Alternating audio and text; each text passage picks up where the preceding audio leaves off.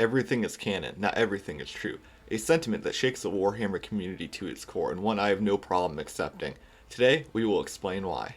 Hey guys, Hashi here. Today I wanted to talk about another controversial subject in the Warhammer community, that being canon. Since 8th edition, there has been this ongoing flame war within the fandom between people who think what occurs within the fiction is some holy scripture that must be adhered to, and people who just see the fiction as neat flavor text for their overly priced plastic miniatures. In today's video, I hope to address both sides and give my perspective on what canon truly is for Warhammer. I'd like to preface that this video is a response to commonly cited author and staff statements. I, as an individual, do not value author statements whatsoever, but I have no problem entertaining them to illustrate how they do not negatively affect canonicity, as some detractors may claim. I'd also like to add that I am not going to entertain hierarchical arguments for said staff and authors. I think it's cringe to debate people's titles like that. This video will also cite some sentiment I have seen throughout my time in the community. I do not intend to strawman any position. However, I am not going to be fishing out some specific quote to show that someone genuinely argued something. Whatever I show on screen is just what I found while I was making this video and is not meant to be some representation for every argument ever made for that side. To start this video, I would like to cover what canon is and then cover the arguments for and against it pertaining to Warhammer. So, the gist of it is that canon as a concept really dates back to the Bible, where groups of people had to come together and decide which books would be included within the official Bible. I know I'm glossing over a lot of history, but the details aren't important for this illustration. Anyways, the point I'm making here is that canon is fundamentally just the set of books we are considering, usually because they are true, consistent, and or valid with the rest of the works. Now in modern times, the term canon can get a bit more muddied. Take for instance, if we looked at American comics, a story about Earth 2's Superman might not be canon to the mainline Superman, in the sense that it is not the same Superman. But the story is canon in the sense that it takes place within the main continuity, just in another universe. In contrast, DC also has other continuities that have Earth 1s and Earth 2s that don't interact with their mainline comic book versions. So we might say the mainline comics are the canon, while the various movies are not canon to the mainline comic books, and are other continuities. Thus, not canon. While Warhammer does have a vibrant multiverse, we really don't have that issue. Most people will now agree that Chaos links the universes of Warhammer 40,000 and Age of Sigmar or Warhammer Fantasy. So aside from any stragglers, we really don't have canon issues with different versions of the same character. Although I'm sure if people read more, they could nitpick Abaddon vs. Eldrad or anything from 2nd edition Warhammer Fantasy roleplay. Well, to be fair, I'm pretty sure Fantasy Lexiconum does do the latter, and it makes me wonder if they'll do the same with the old material referencing the time period the old world takes place in. I digress. Even within a single universe, Warhammer fans will oftentimes have trouble when selecting a canon due to the very popular response of everything is canon, but not everything is true. I think this statement just means that no individual work is not canon by default, but what happens within said work might not be true. This interpretation is one I think not only is workable, but holds up with all the staff statements about canon that we have gotten over the years. Even after getting over the first hurdle, people still have a few issues establishing or determining a canon. The first issue we see within the Warhammer community is that people are using the term canon to refer to the official story and or what's true. As we went over, everything is canon, but not everything is true. So, for instance, people would say it is now canon that Cadia is destroyed following the 13th Black Crusade, in contrast to the now apparently not canon 3rd edition telling of the story. Check out my other video for more details on that retcon. Now, I think it's fine to use the word canon in a casual setting that way. However, to be more specific, we should be saying that it is now true that Abaddon destroyed Cadia, rather than implying that the sum total of the material regarding Eye of Terror is now non-canon. GW retelling stories while changing some of the details leads into more issues, where people aren't sure if something that was mentioned in Rogue Trader is still canon today. This is understandable, since there have apparently been statements that if something hasn't been talked about for a while, it's GW's way of saying it's not canon. People will cite the Squats or Necron Pariahs as evidence of this. Canon is being used as an absolute here, so Necron Pariahs just don't exist anymore in universe, in before Games Workshop brings them back like the Squats. So if we follow this to its logical conclusion, then anything published after so many years is just now non-canon, right?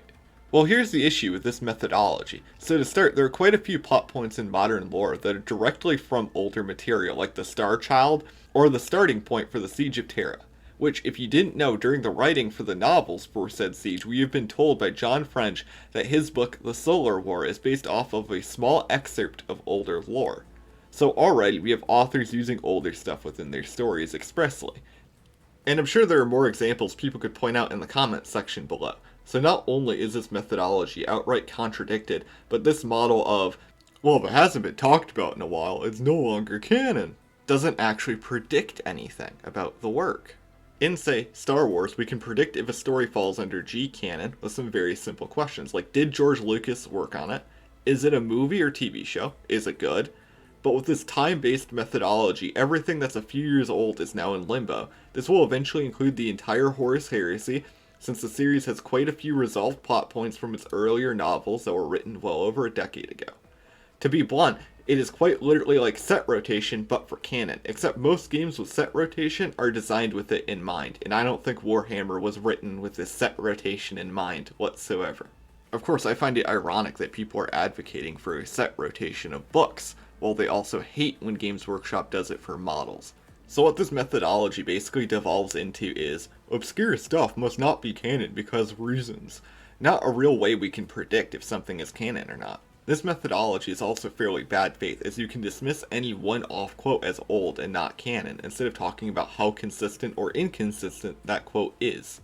This all isn't to say that Games Workshop has never treated older things as not canon due to age or something like that. In fact, one of the few times I've ever seen a GW source actually refer to canon, they mention that something is old. But rather, I do not think it is a model that we as readers can really use while determining a canon. At this point, I should address that some people will use this quote from a game designer at Games Workshop, No, I'm not going to try to pronounce that last name. Anyways, in the quote, which was left as a comment on a post from the Black Library author Aaron Dembski-Bowden, in the comment, Andy says, quote, it all stems from the assumption that there's a binding contract between author and reader to adhere to some non-existent subjective construct or true representation of the setting.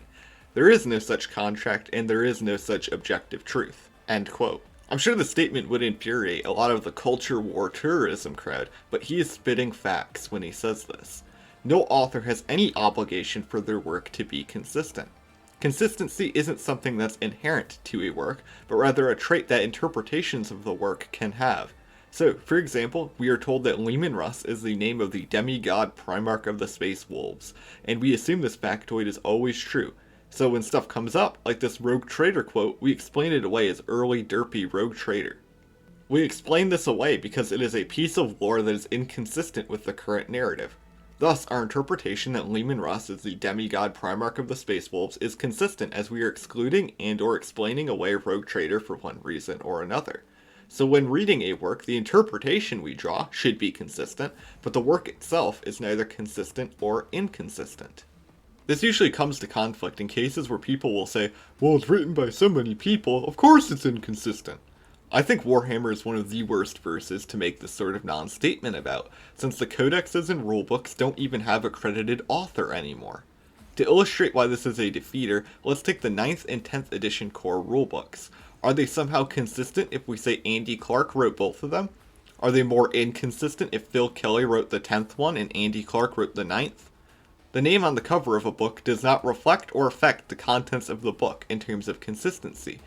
The idea that multiple writers leads to inconsistencies is something the orbiters of the comic book crowd have been saying for years, because they do not read the issues where some changes are done and chalk them up to just being inconsistent. This trend of not reading extends far beyond just inconsistencies. A common retort when faced with information that someone didn't know prior or that they don't like is that the source isn't canon. I think this is fairly erroneous to do for multiple reasons. To start, let's establish where this idea comes from. So, as we have gone over, canon is ultimately just the set of works we consider when talking about a story. With Warhammer, we can look into its history and come to conclusions about which works are logically part of this fictional universe, and which ones probably shouldn't be. Some sets of works will naturally contain others, for example. The set of all natural numbers would be contained within the set of all numbers. Likewise, the categories we could use to organize the entirety of Warhammer would logically follow suit. So when determining a canon, we could say everything made by Games Workshop is canon, but then I could bring up the Lord of the Rings game. There are also cases of RPGs where the studios in questions are absorbed by GW at certain points. I'm not trying to go over every nuance, but you get the idea here. It is a very complicated category. We could then refine our group to say everything branded Warhammer and made by GW is now canon.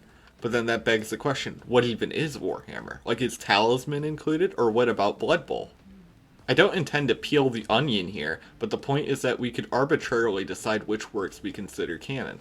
GW's policy has seemingly been that the whole onion is canon, but that doesn't mean that it's all true, like Eldred's death or Tycho's death. To get back on topic, this philosophy of sets of canon then leads people to assume that within the set, there must be some kind of rigid hierarchy. So they then say codexes and the like are surely the dominant canon, with novels only existing to fill in the gaps as a secondary source. This isn't the case, however. Recently, the novel The Fall of Cadia was made, redoing the campaign book from 7th. You wouldn't really redo an event as a lesser form of canon. I should clarify, this isn't like a novelization of the campaign book, in the sense of it being just an adaptation, but rather just retelling the story in the form of a novel. There were also numerous instances of the novels being referred to as the official story and the like, that I'm sure I'm showing to you on screen right now. There is this quote from Andy Law about how sometimes the studio will ignore what happens in the novels when writing rulebooks. Quote, I'd also note, just in general, when we're writing books about Warhammer, which I've done more times than I care to mention, you tend to find that most of the novels are considered not to be canon. That is perhaps something that will be alien to many of you out there. That's because Black Library was removed from the studio and oftentimes took stories in different directions to which the studio might have preferred. End quote. This behavior of ignoring stuff that happens in one medium does not just occur one way. For example, most of the plot points in the Heresy novels did not exist in the Visions of Heresy books. I don't think this quote is a slam dunk people want it to be, because there are also cases like the Heresy tabletop game just trying to pretend that Sanguinary Guard just doesn't exist for some reason.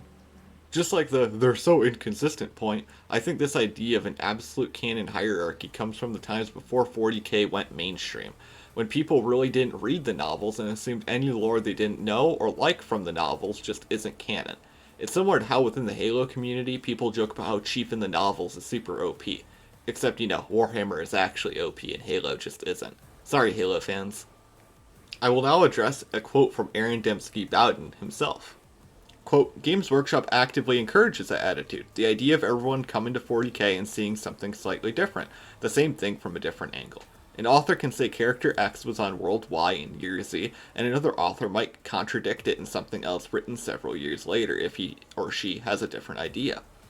Choose which you prefer, assume both are false sightings and character X was nowhere near either world. It's your call, that's the point. There is no canon. There are several hundred creators all adding to the melting pot of the IP. End quote. I do agree that canon is ultimately just an interpretation of the work, but what I don't really agree with is when people will use this quote to push the idea that each author has their own continuity. This just isn't the case, as we see with instances like Dan Abnett inventing several terms in his novels, like the Noosphere for the Mechanicus or Vox for the Imperial Guard, that are now mainstays in any layer of the onion. Of course, when an author like Dan Abnett introduces something like the Annuncia, a very OP magic system, which will probably get its own video, people scream that it's just the Abnett verse, even though it's been mentioned in the Heresy Black Books and other authors' books. We also obviously see that authors write books that directly refer to each other's works, like the aforementioned Heresy novel series or the Dawn of Fire series that's ongoing at the moment. The point of making the separate continuity argument is one of obfuscation, where instead of trying to understand the work, the person will make a bad faith argument in hopes you don't remember where something came from.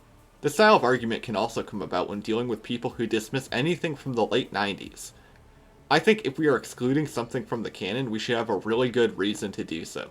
As readers, it is our job to explain the work, and to mindlessly reject everything is just as lazy as to mindlessly accept everything. Or, to say nothing in Rogue Trader is canon is just as lazy as saying everything ever written about Warhammer is canon.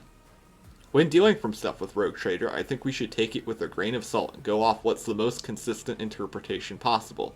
Instead of wholesale throwing it all in the garbage like some people like to do. I'm sure after watching all this, there are bound to be people who will say, wow, you take plastic toys way too seriously, or something to that effect. I've always seen this sort of retort in any fandom to be one justifying laziness. If you don't want to read the lore or think about it, that's fine, but you shouldn't disparage people who want to talk about it and develop a model to discuss it with more detail than surface level observations, like the Dark Angels being traitors. I don't see why we can't matter-of-factually discuss what occurs within the fiction, just like how people analyze chess game states despite it being just a game. I've always felt the whole point of modern society is that we can get invested and care about things that ultimately don't matter.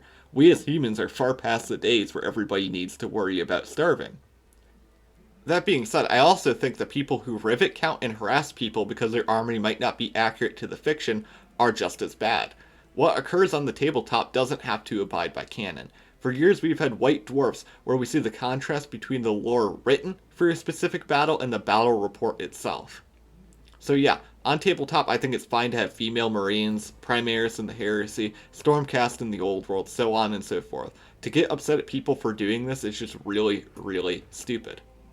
To conclude, I don't think Warhammer has some super rigid canon structure, where by looking at a book you can tell what it trumps and what trumps it. Rather, Warhammer has a flexible model where it is up to us as readers to read everything and come up to our own conclusions about what's the most consistent explanation for things. This model, in my opinion, is much more mature than some super strict canon hierarchy. Anyways guys, thanks for watching. Hope to see you in the next video.